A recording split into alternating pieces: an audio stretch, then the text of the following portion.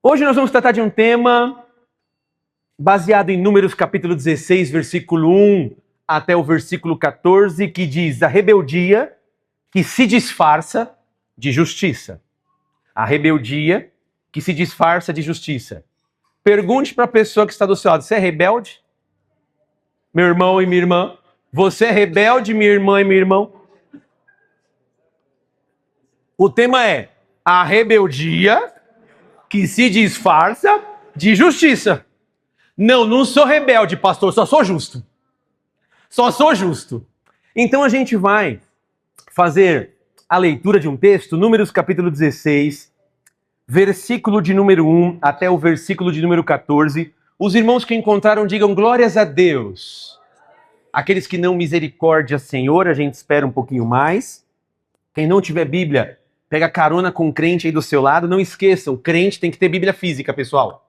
Bíblia física. Ah, pastor, gosto muito da minha Bíblia no celular. É uma bênção para você, dependendo, ler no seu trabalho, fazer algum devocional rápido. Mas é muito importante você, como cristão, ter a Bíblia física para se familiarizar com o Antigo Testamento, o Novo Testamento. Ter aquele desespero quando o pastor fala, abra em Abacuque. Pelo amor de Deus, tem Abacuque na Bíblia. Tem que ter esse desespero, né? É legal. Vamos lá então. Números capítulo de número 16, versículo de número 1. Subtítulo: A rebelião de Corá, Datã e Abirão. Verso 1 diz a santa palavra de Deus. Corá, filho de Izar, neto de Coate, bisneto de Levi, reuniu Datã e Abirão, filhos de Eliabe, e On, filho de Pelete, todos da tribo de Ruben. E eles se insurgiram contra Moisés. Com eles estavam 250 israelitas, líderes bem conhecidos na comunidade, e que haviam sido nomeados membros do concílio. Eles se ajuntaram contra Moisés e Arão e lhes disseram: basta, a assembleia toda é santa, cada um deles é santo, e o Senhor está no meio deles. Por que vocês se colocam acima da assembleia do Senhor? Quando ouviu isso, Moisés prostrou-se com o rosto em terra. Depois disse a Corá e a todos os seus seguidores: pela manhã, o Senhor mostrará a quem lhe pertence e fará aproximar-se aquele que é santo, o homem a quem ele escolher. Você, Corá, e todos os seus seguidores deverão fazer o seguinte: peguem incensários amanhã e coloquem neles fogo e incenso perante o Senhor. Quem o Senhor escolher será o homem consagrado. Basta, levitas. Moisés disse também a Corá: agora ouçam-me, levitas, não lhes é suficiente que o Deus de Israel os tenha separado do restante da comunidade de Israel e os tenha trazido para junto de si, a fim de realizarem o trabalho no tabernáculo do Senhor? E para estarem preparados para servir a comunidade? Ele trouxe você e todos os seus irmãos levitas para junto dele. E agora vocês querem também o sacerdócio? É contra o Senhor que vocês e todos os seus seguidores se ajuntaram. Quem é Arão para que se queixem contra ele? Então Moisés mandou chamar Datã e Abirão, filhos de Eliabe. Mas eles disseram: nós não iremos. Não lhe basta nos ter tirado de uma terra aonde há leite e mel com fartura para matarmos no deserto? E ainda quer se fazer chefe sobre nós? Além disso, você não nos levou a uma terra onde há leite e mel com fartura, nem nos deu uma herança de campos e vinhas. Você pensa que pode cegar os olhos desses homens? Não, nós não iremos. Amém. Curve sua cabeça, feche seus olhos. Vamos fazer ao Senhor uma oração. Pai, no nome de Jesus, humildemente me aproximo diante do teu altar, com temor e o tremor de sua palavra. Te peço perdão de todos os meus pecados que eu cometi, Jesus. Pecados no meu olhar, nos meus pensamentos, no meu falar, até mesmo, Senhor, nas minhas atitudes, eu te peço perdão. Derrama ainda mais a tua unção e graça sobre nós, os teus filhos, e fala conosco por intermédio de tua palavra. Assim como o semeador prepara a boa semente e a terra a ser semeada, essa boa semente, que o Senhor possa preparar os nossos corações através do teu Espírito para a boa semente da tua palavra. E ela possa gerar em nós vida, e vida essa com abundância, que venha nos transformar e os frutos venham glorificar o teu nome. Repreenda toda obra do mal, todo o jugo da maligno das trevas, toda conversa paralela, caia por terra no nome de Jesus. E o Senhor possa falar aos nossos corações através das Sagradas Escrituras. Essa é a nossa oração, no nome de Jesus. Amém e amém, Senhor Jesus. Amém. Nós acabamos de ler agora um episódio muito interessante da Palavra de Deus. Que episódio é esse? Aonde Corá se junta com ali também Abirão e Datã para se rebelarem contra um líder espiritual deles, que era Moisés. Mas para a gente poder entender um pouquinho mais de Números capítulo 16, nós temos que entender o que estava acontecendo em Números 13 e no Números 14, ou seja, o povo de Deus foi cativo no Egito durante aproximadamente 4 séculos, 420 anos. Eles estavam sendo subjugados por Faraó, rei do Egito, aonde eles clamam por um libertador. Deus envia então Moisés como um libertador, quando Moisés completa 80 anos de idade. Ou seja, nos primeiros 40 anos da vida de Moisés, ele foi o príncipe do Egito, porque Deus o salvou e morava na casa de Faraó. Depois ele foge e vai viver como pastor, um pastor de ovelhas no deserto, como um nômade, durante mais 40 anos. E com 80 anos de idade, o Senhor se revela para ele através de uma sarça ardente, dizendo: eu ouvi o clamor do meu povo e agora vou libertá-lo. Mas vou usar a sua vida, Moisés. Deus usa a vida de Moisés para ir até Faraó. O Senhor endurece o coração de Faraó para que não escute as palavras de Moisés. E Deus fala: ele não vai escutar as suas palavras, Moisés, mas fique tranquilo, porque através disso eu ferirei o Egito com todos os meus sinais. Deus envia então prodígios e maravilhas, mandando as 10 pragas do Egito, e Faraó, na última praga, que o seu primogênito morre, ele fala: pode levar o seu povo, Moisés, para adorar.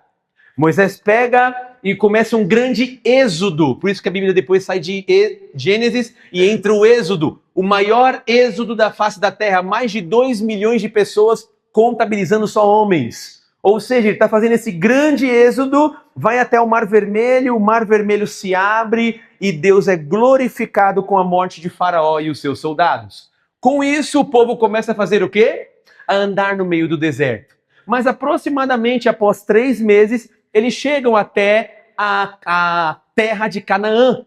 Nessa terra de Canaã tinha várias províncias lá dentro, vários reinos a serem conquistados, como Ai, Jericó e outras províncias. Só que antes de conquistar, Moisés chama ali os líderes da nação, 12 líderes, que são os espias, para dar um diagnóstico na terra. Então os 12 líderes, eles vão percorrer durante 40 dias e voltam com feedback para Moisés dessa terra prometida que mana leite e mel.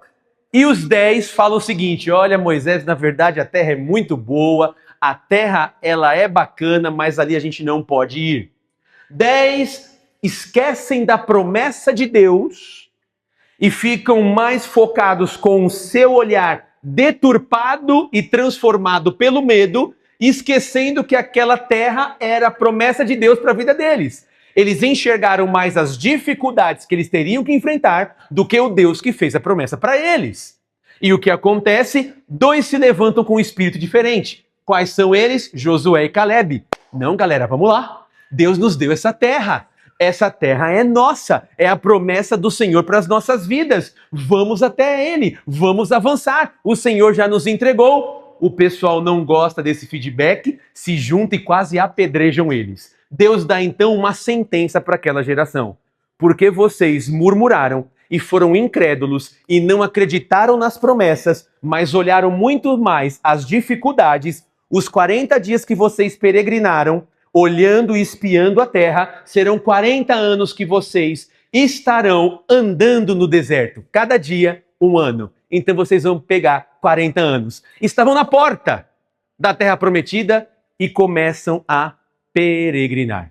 E no meio dessa peregrinação, Deus vai fazendo o quê? ele vai ordenando o seu povo, ele vai organizando o seu povo. Deus manda fazer a tenda do encontro com o tabernáculo, Deus separa quem seria os sacerdotes da família de Arão. Olha, Arão, você e todos os descendentes da sua família serão sacerdotes, aqueles responsáveis pelo povo espiritualmente de oferecer sacrifícios se o povo pecar. Vocês vão exercer a função do sacerdócio.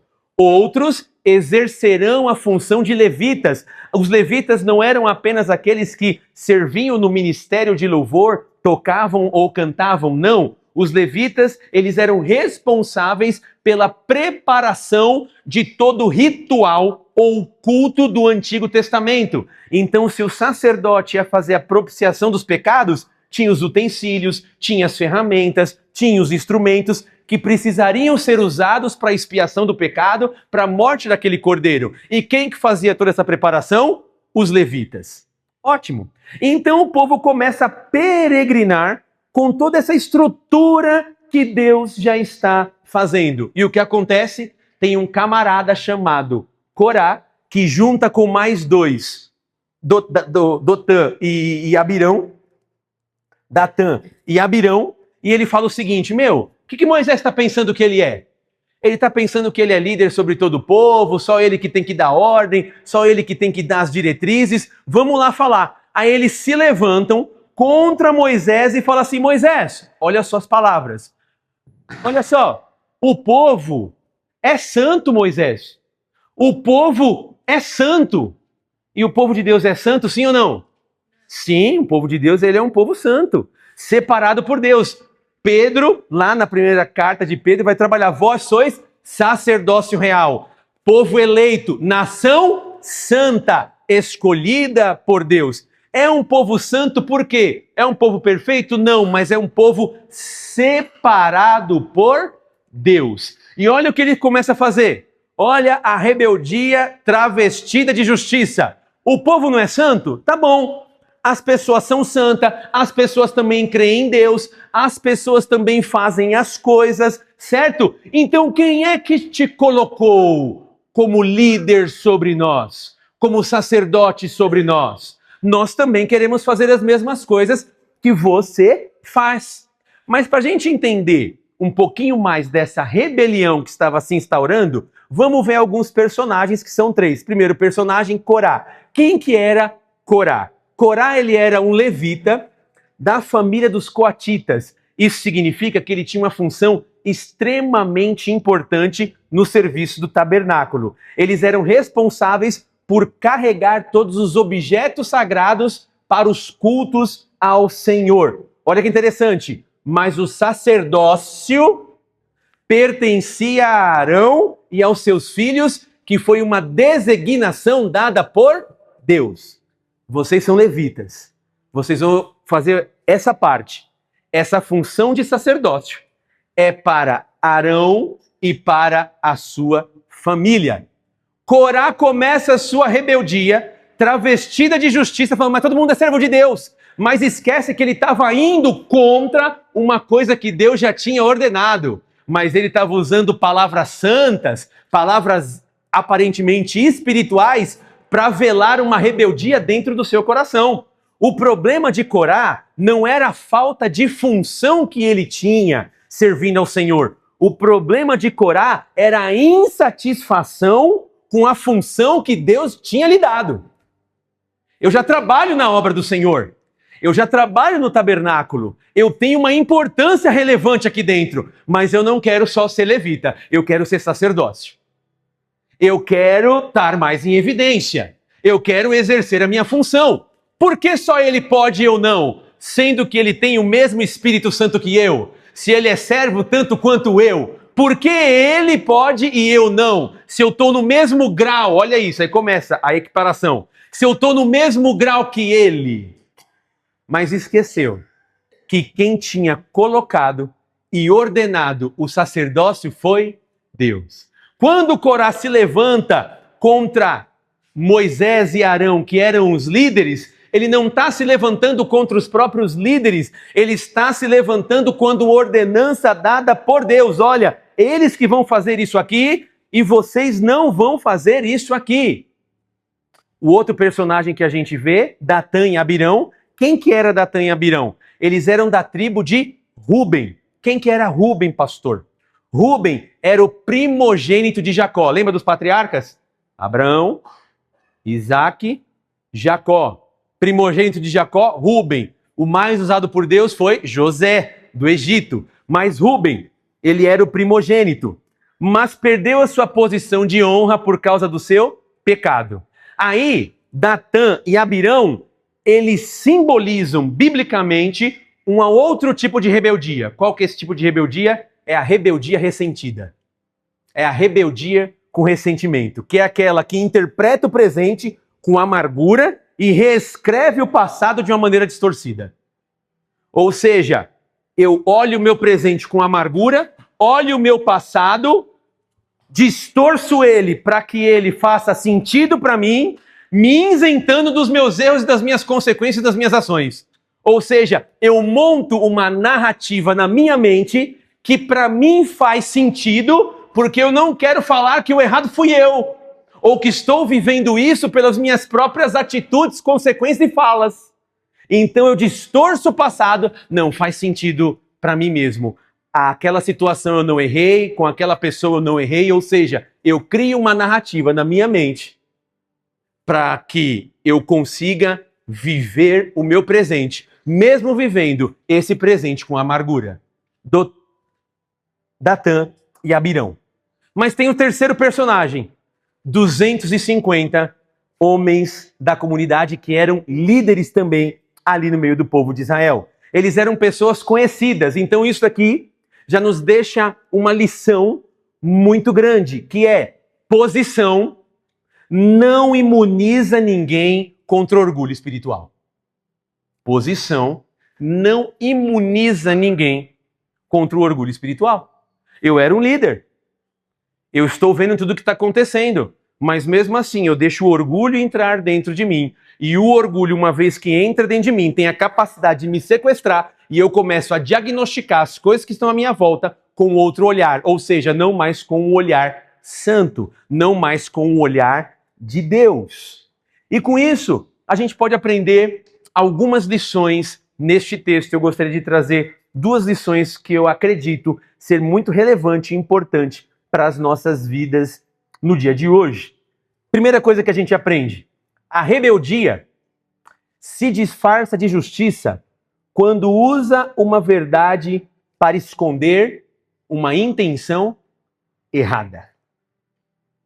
Eu falo uma coisa, mas a minha intenção é completamente outra. Base bíblica, Números 16, versículo 3. Olha o texto. Números 16, verso 3. Eles se ajuntaram contra Moisés e Arão e lhe disseram: não aguentamos mais vocês. A comunidade toda é santa. Cada um deles é santo. E o Senhor está no meio deles. Era verdade isso que ele falou, sim ou não? Era verdade, comunidade santa, Deus estava no meio deles e tal. Só que o coração dele não era a realidade a qual eles estavam falando. Ou seja, eu posso falar uma coisa que aparentemente pode ser verdade, mas não é a realidade que está dentro do meu coração, dentro do meu ser. Então, na verdade, eu posso estar usando palavras espirituais, verdades bíblicas, para esconder um coração adoecido ou um sentimento que eu não quero revelar. Aí sabe o que eu faço? Essa minha bondade aparente nada mais é do que uma bela de uma capa. Aí eu viro uma capa. Base bíblica para isso tem no Novo Testamento, pastor? Tem Apocalipse capítulo 3. Tem lá uma igreja. Uma das igrejas de Sardes, ele vai falar: você tem sombra de que vive, mas você está morto. Mas não é sombra que ele usa o texto. No texto bíblico está escrito fama. Quem olha para você acha que você está bem.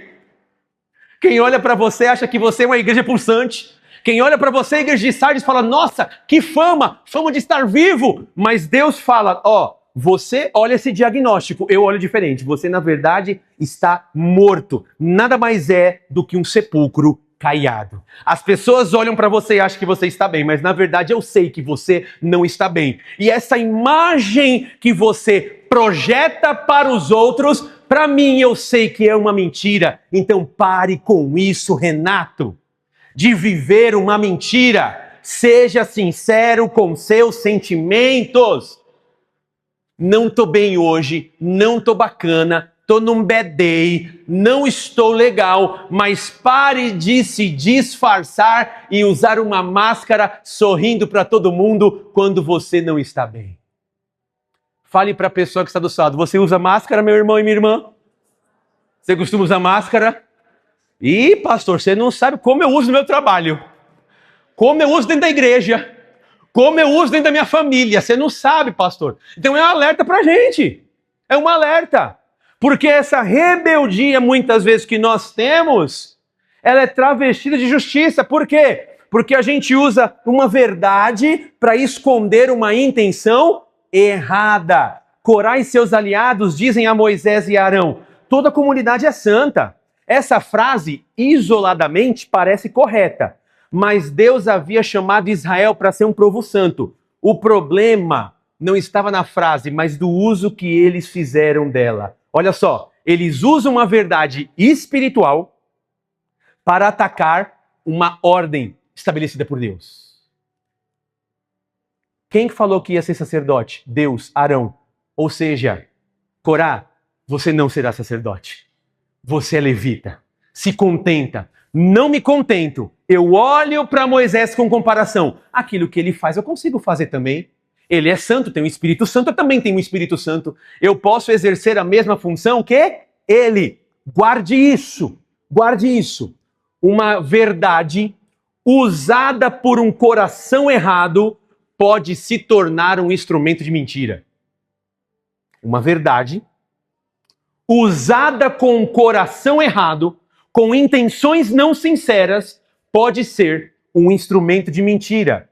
Corá não estava totalmente errado. O problema é que ele usa essa verdade para negar uma distinção de que Deus havia estabelecido. Israel, guarde isso, ele era um povo santo, como povo escolhido por Deus e separado para toda boa obra. Mas isso não significa que todos tinham a mesma função no culto. Deus havia separado Arão e todos os seus descendentes e a sua família para o sacerdócio. Então, uma aplicação prática para as nossas vidas. Olha só, todos nós somos importantes? Sim, mas nem todos têm a mesma função.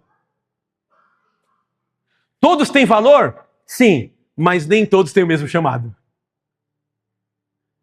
Todos pertencem ao corpo? Sim, mas nem todos vão exercer o mesmo papel. Fale para a pessoa que está do seu lado, se contenta com aquilo que Deus te deu. Porque foi Ele que te deu, foi Ele que te colocou, foi Ele que te estabeleceu para algo exclusivo na obra dEle e no reino dEle. O problema começa quando alguém transforma igualdade de valor em disputa de função. Ou seja, eu sou igual a ele. Eu sou igual ao fulano de tal. Eu sou igual ao fulano de tal. Por que ele pode fazer e eu não posso fazer? Simplesmente, primeiramente, porque tem uma unção específica dada por Deus e você não é aquela pessoa. E isso é uma grande realidade. Tem certas coisas que você vai tentar fazer, você fala, nossa, pensei que era tão fácil e a outra pessoa faz com maestria. Por quê? Porque tem um dom, um talento específico que Deus colocou para aquela pessoa. E colocou para você outros dons e outros talentos específicos. O que diz no Novo Testamento quando o Senhor fala das parábolas dos talentos? A um Senhor deu um, a outro deu quanto? 2. E a outro? 5. É isso mesmo? E outro deu 5? A Bíblia, meu irmão, o Alex está fera na Bíblia aí, ó. Um deu 1, outro deu 2 e o outro deu 5 talentos. A gente esquece, às vezes, de ouvir o texto que ele fala. O Senhor deu para cada um conforme a sua capacidade. Tem capacidades que você não tem. Tem capacidades que eu não tenho. O outro tem. Guarde isso. Nunca tente pegar uma capacidade que não é tua. Deus deu capacidade conforme cada um. Só que às vezes a gente quer uma capacidade e esquece que Deus deu uma capacidade para cada um de nós. E quando nós pegamos uma coisa que não é nossa para fazer, meus irmãos, a insatisfação, a amargura entra dentro do nosso coração. Porque isso que aconteceu com Corá, Datã e Abirão. Eles já vêm do ambiente de frustração do deserto. Porque eles não entraram na terra prometida. Porque eles foram com todos os outros. E essa frustração fez eles se levantarem contra a liderança de Israel. Ou seja, estou no meio do povo, mas insatisfeito, não começo a olhar a liderança, os desígnios de Deus como Deus. Então vou me insurgir, eu vou lutar contra. Está errado. E eles têm um grande preço que eles pagam por causa disso. Porque eles se levantam contra Deus e não contra homens. Isso que é interessante. Porque no corpo de Cristo, olha só, ninguém é superior em dignidade, todos são iguais. Mas há diversidade de dons, responsabilidades e chamados. E chamados. O olho, usando agora a base de Corinto, quando o apóstolo Paulo trata com a igreja de Corinto, o olho não é mais importante que a mão. Mas também não pode querer exercer a função da mão. O pé, ele não é inferior ao ouvido, mas também não adianta ele querer ter a função do ouvido. Seja um bom pé. Cuide do pé. Cuide da unha. Entendeu? Seja um bom pé. Seja um bom ouvido. Seja uma boa mão. Ah, eu sou mão. Ah, mas eu queria ser boca. Mas você não é inferior.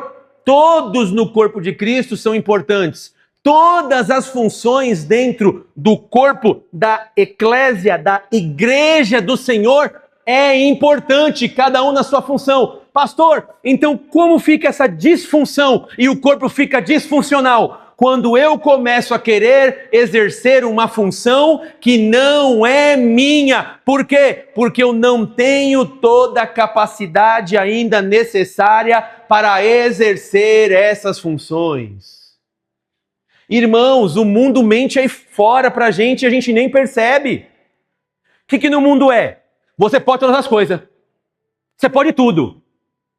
Irmão, não pode. Tem talentos e habilidades que eu não tenho, que eu não detenho. Tem prerrogativas que não são minhas e eu tenho que saber das minhas limitações, mas eu posso ser bom naquilo que Deus me colocou e eu vou frutificar naquilo que Deus me colocou.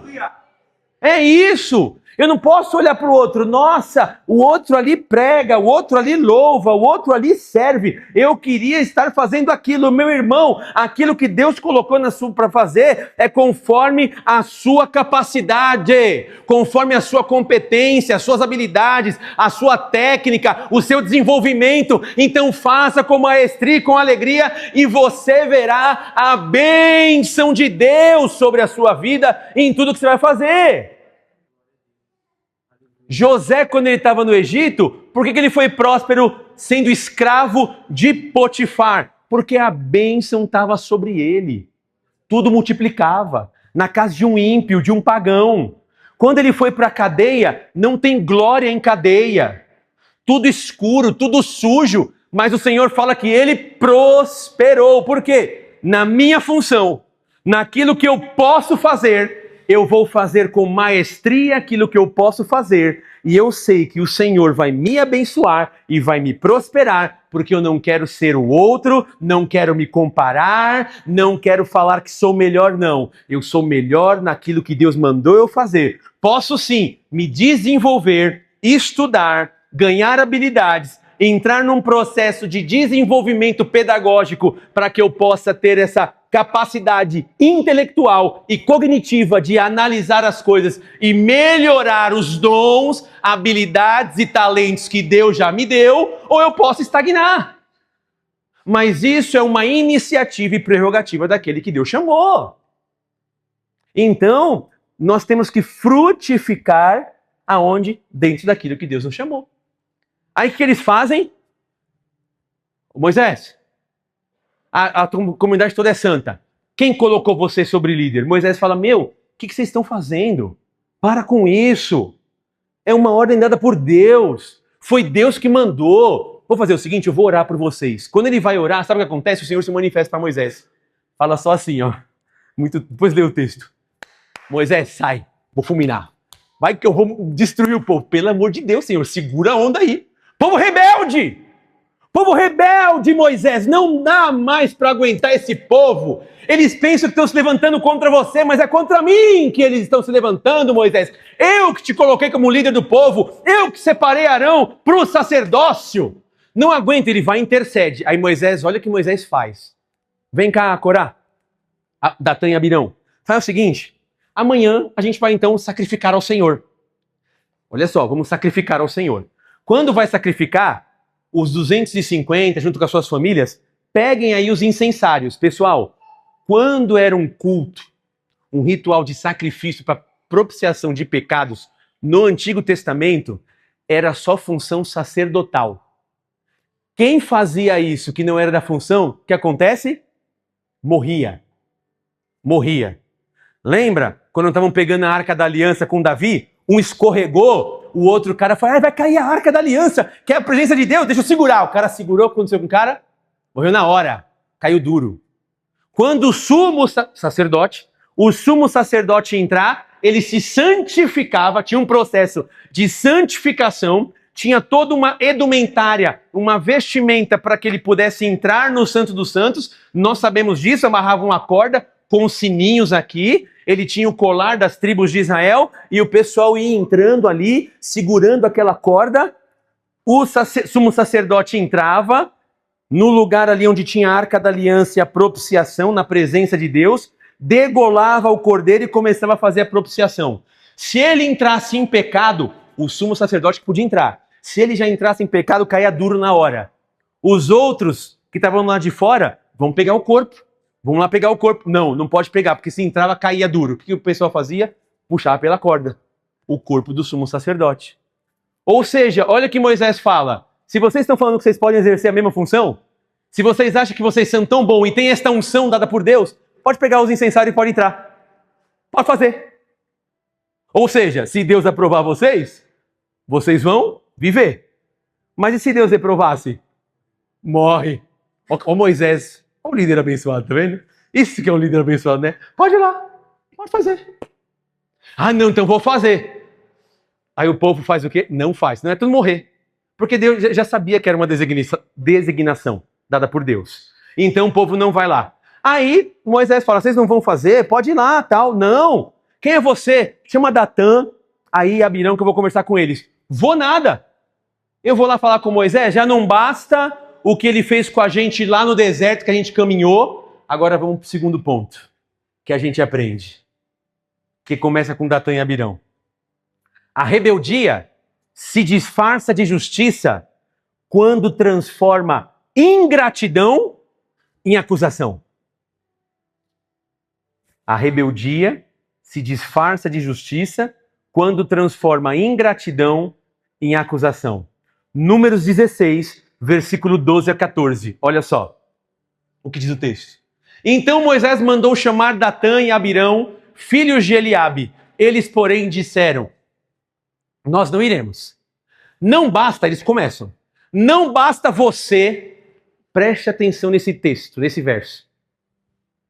Não basta a você ter nos tirado de uma terra que flui em leite e... De onde que eles saíram?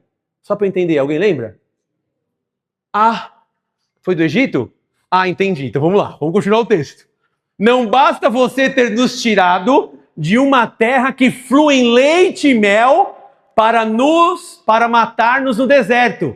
Ainda quer se fazer chefe sobre nós. Verso 14. Além disso, você não nos levou a uma terra aonde fluem leite e mel, nem nos deu herança de campos e vinhas. Você pensa que pode cegar os olhos desses homens? Nós não iremos.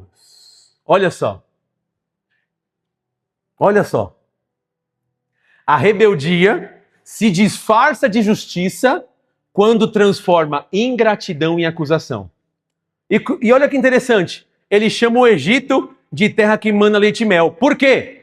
Eles começam a ficar insatisfeitos e essa insatisfação dentro do coração deles com tudo que estava acontecendo neles, projetou na liderança, que era Deus, e falou: você é o culpado disso que está acontecendo. Só que essa ingratidão se transforma em acusação. Foi você que nos tirou lá, de uma terra que mana leite e mel. Pessoal, vocês estavam no Egito, morte, escravo, trabalhando por comida, chibatada nas costas, dia após dia, noite após noite, sem liberdade de culto, sem liberdade de expressão, vocês não podiam fazer nada, aí agora vocês estão reclamando e se levantando. Que negócio que é esse? Olha só, perceba a distorção que eles fazem. O Egito, que era lugar de escravidão, opressão, chicote, morte, humilhação, mas agora, por causa que eles estão, olha que interessante isso, frustrados com Deus, frustrados com a liderança, eles começam a fazer o quê? Romantizar o passado. Como assim? Lá era melhor. Aonde eu estava era melhor. Nossa, minha vida era muito melhor. Nossa, olha, começa a romantizar o passado. Já mostra uma rebeldia dentro do coração. E por que, pastor, foi essa rebeldia? Porque eles estavam amargurados e insatisfeitos com a situação que eles estavam vivendo naquele momento. O incômodo que eles estavam vivendo fizeram eles não conseguirem mais diagnosticar o que estava à sua volta e relembrar o passado como uma bênção.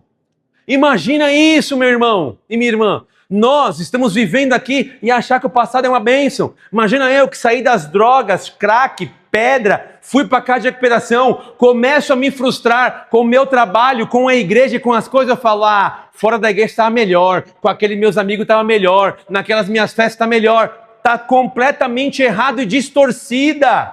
É como se o porco, depois que tivesse se lavado, voltasse ao seu chiqueiro. E muitas vezes nós queremos dar uma de filho pródigo. Vou sair daqui, não quero mais estar na casa do pai, não quero mais a proteção do pai, eu quero a minha herança. E quando eu saio cheio de razão, mas fora de mim, eu me torno um construtor do meu próprio chiqueiro. O filho pródigo foi construtor do próprio chiqueiro dele. Como assim? Porque ele saiu, viveu dissolutamente, desperdiçando a sua vida nas baladas, nas terras, comprando carros importados, triplex em tudo quanto é lugar. O dinheiro acaba, entrou pandemia, que a Bíblia diz que teve uma grande fome sobre a terra. Entrou pandemia, lockdown, perdi dinheiro, perdi amigo, perdi namorada, perdi casa. E agora? Vai trabalhar na fazenda para comer lavagem de porco. Toda vez que eu desobedeço e saio da casa do pai porque eu estou insatisfeito com algo, eu sou o construtor do meu próprio chiqueiro. Mas ainda bem que Jesus é rico de misericórdia, né? E ele faz o quê? Pai, me perdoa. Pequei contra os céus e pequei contra ti também. Vou voltar para a casa do meu pai. Tinha pão, os funcionários comem bem, Coca-Cola gelada com ali um limãozinho na tarde, come bem um hambúrguer ali, um arroz e feijão, um bifão a cavalo. Olha só, e eu aqui comendo lavagem, vou voltar. Quando ele vai, o pai olha de longe e vai dar um abraço nele. O que o menino fala? Pai, pequei na verdade contra os céus e contra ti. Ele não fala que pecou primeiramente com o pai. Ele fala que pecou contra os céus. Porque o primeiro pecado que ele foi contra Deus, ferindo o decálogo de Moisés, mandamento, honrai pai e mãe, para que se prolonguem os dias na terra. Quando eu falei e desobedeci o Senhor, Pai, que eu saí de casa, não pequei primeiramente contra a sua autoridade e a sua paternidade, eu pequei contra Deus, porque eu desonrei o Senhor. Então por isso que ele fala, pequei contra os céus e pequei contra ti. E o pai fala, fica tranquilo, meu filho estava morto e agora reviveu. Tinha se perdido e agora se achou. Mata um boi cevado que nós vamos ter um churrascão hoje, um boi no rolete, com picanha, costela, e vamos celebrar, porque meu filho está aqui. Jesus se agrada quando nós nos arrependemos da nossa rebeldia contra Ele e voltamos para dentro do seu amor. Isso é muito atual, pessoal. O coração, quando está dominado pela murmuração, ele começa a chamar escravidão de segurança, prisão de estabilidade, passado de saudade, pecado de liberdade. Agora eu sou livre, saí daquele jugo. Não. Datã e Abirão estão dizendo: Moisés, você nos prometeu para levar uma terra boa, mas nós estamos no deserto e a culpa é sua. Mas olha que interessante.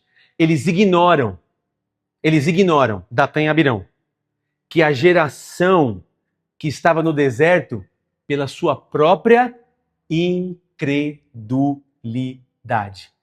Eles projetam em Moisés, que é o líder, a responsabilidade por uma consequência que nasceu da desobediência do próprio povo. Tá entendendo? Olha que interessante.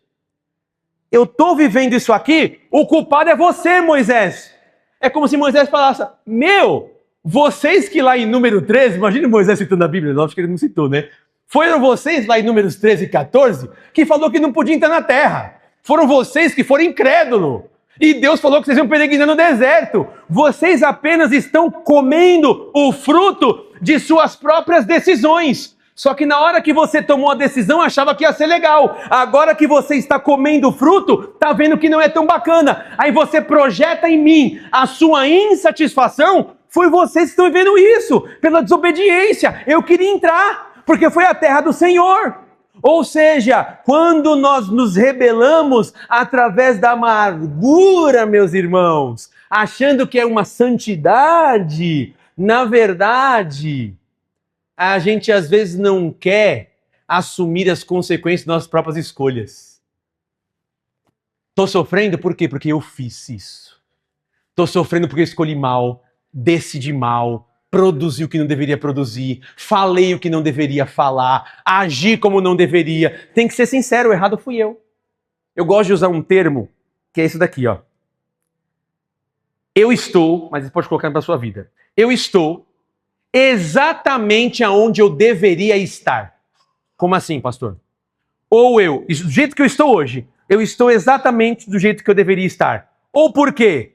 Eu aproveitei as oportunidades, me relacionei com quem deveria me relacionar, fiz o que tinha que fazer, servi o que tinha que servir, e agora estou vivendo tudo aquilo que eu fiz.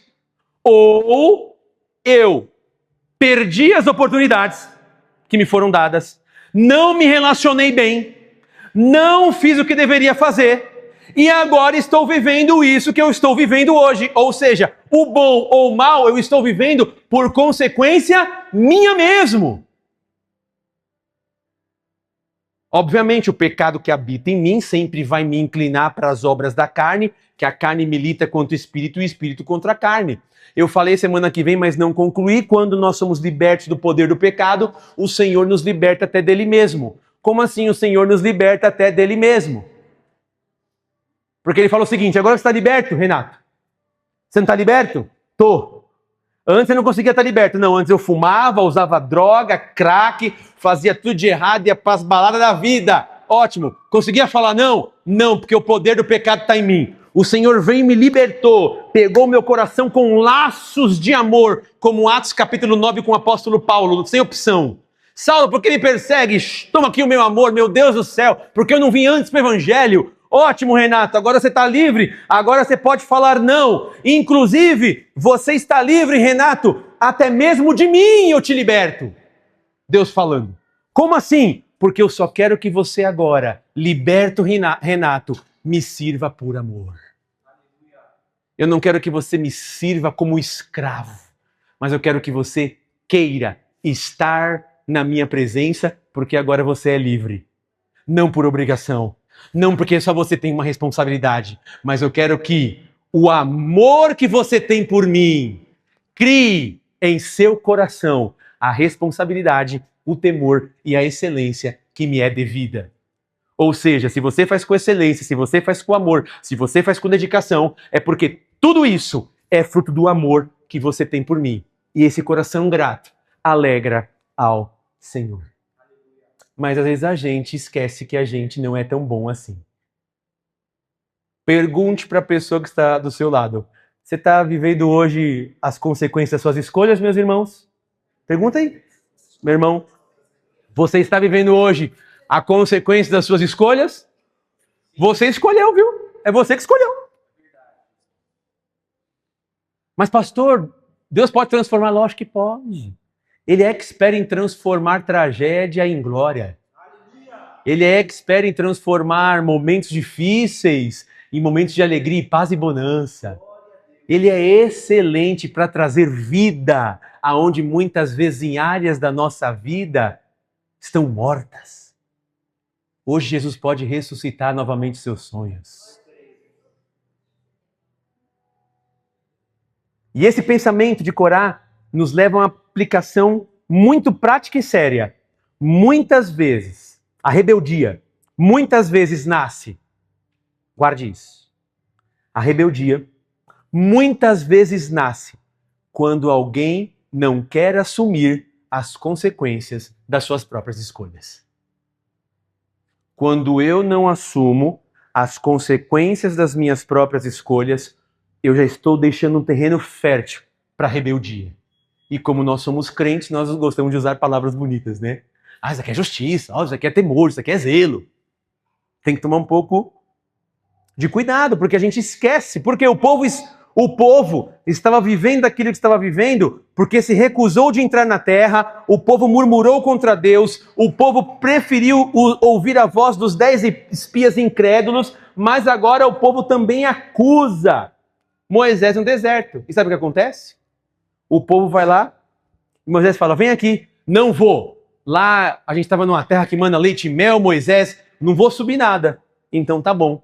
Sabe o que o Senhor faz? Moisés vai fazer?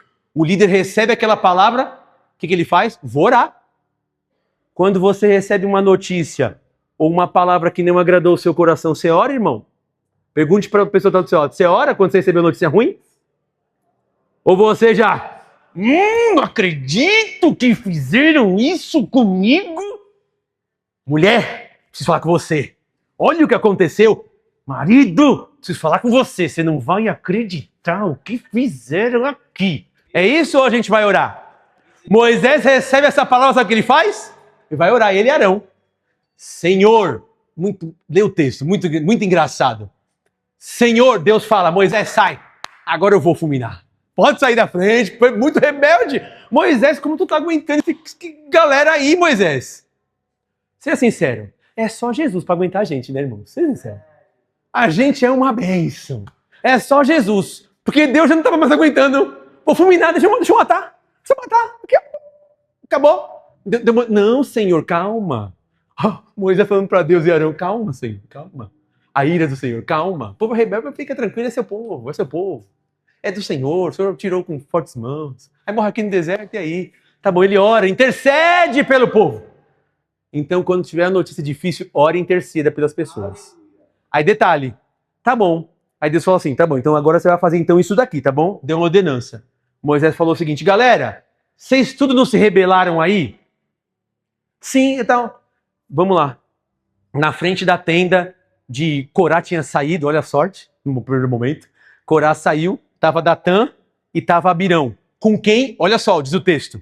Estava com a sua esposa, com seus filhos e as crianças, na porta da tenda. Aí Moisés chega lá com Arão e fala assim, tudo bom com vocês? Tudo? É o seguinte, vocês não falaram que queriam reivindicar a posição de vocês, a função de vocês? É claro, a gente é de Deus também. Não é só você que é de Deus, Robertinha, eu também sou de Deus. Não é só você, Vitória, que é de Deus, também sou de Deus. Olha só. Ah, é? Então vamos fazer o seguinte. Deus mandou falar uma coisa para vocês, que vocês vão fazer que não sou eu. Se todos vocês tiverem uma morte natural, significa que eu estou mentindo. Mas, se abrir um buraco na terra e vocês serem engolidos vivos e irem para o Sheol, para o inferno, você vai ver que eu estou falando a verdade. A terra começa a abrir, todo mundo é engolido, todo mundo morre na frente. Imagina, galera, o pessoal está tudo morrendo. Os 250 que se levantaram contra, morre. Corá, Abirão e Datã, morre. Todos morrem, porque estavam em rebeldia contra o Senhor. E o povo se alegrou com isso? O povo é uma bênção, né? O povo chega e fala assim, Moisés, eu não acredito que você matou todo o povo. O povo, o restante de Israel. Eu não acredito. Deus fala, deixa eu matar, Moisés. Deixa eu matar, Moisés. Não, Senhor, é o teu povo, é teu povo. Você vai fazer o povo inteiro pagar por causa de um errou? E um depois influenciou o outro mal? Não, Senhor. Acabou. Já resolveu o que tinha que resolver, saiu, tirou do meio do povo, vamos embora. A gente começa a ver porque essa ingratidão, às vezes, pode distorcer a nossa memória e pode vir grandes consequências na nossa vida, sabe por quê? Porque a gente, às vezes, por estar com o coração amargurado, e a amargura gera ingratidão por tudo aquilo que Deus já fez em nossas vidas, que a gente começa a esquecer. A pessoa começa a esquecer o que Deus já fez, a pessoa esquece de onde Deus a libertou, a pessoa esquece as portas que Deus já abriu, a pessoa esquece as misericórdias que já recebeu de Deus, a pessoa esquece todos os livramentos do Senhor no meio do caminho. E por que, pastor, a pessoa esquece? Porque está com o coração amargurado e a amargura vira ingratidão e eu não consigo mais enxergar as coisas como bênção de Deus. Eu começo a ter um diagnóstico errado. Guarde isso no seu coração. Quando a gratidão ela morre, o Egito começa a parecer terra prometida. Quando a gratidão do meu coração, ela morre, o Egito começa a parecer terra prometida. Não era tão ruim não, viu? Pensando bem, esse é um pensamento que mostra que estamos amargurados e ingratos e estamos com o coração rebelde. Que o Senhor tenha misericórdia de nós. E a gente possa ter um coração grato. E a gente possa não ter um coração rebelde, mas um coração falando, Senhor, independente daquilo que eu passe, eu não quero enxergar o Senhor, a tua igreja, os líderes, meu trabalho, minha família, minha vocação e meu chamado de uma maneira completamente distorcida. Não. Eu quero olhar com bons olhos. Esse é o tema que nós trabalhamos nos PGs. Se os seus olhos forem bons, todo o seu corpo será bom. Mas se os seus olhos forem maus, ó, quão grandes trevas serão. Ou seja, a qualidade do meu olhar é determinada pela saúde do meu coração e da minha alma. Se eu não estiver bem, eu nunca vou olhar as coisas, embora sejam uma bênção do meu lado. Na minha frente, eu não vou olhar como olhar de bênção. Eu sei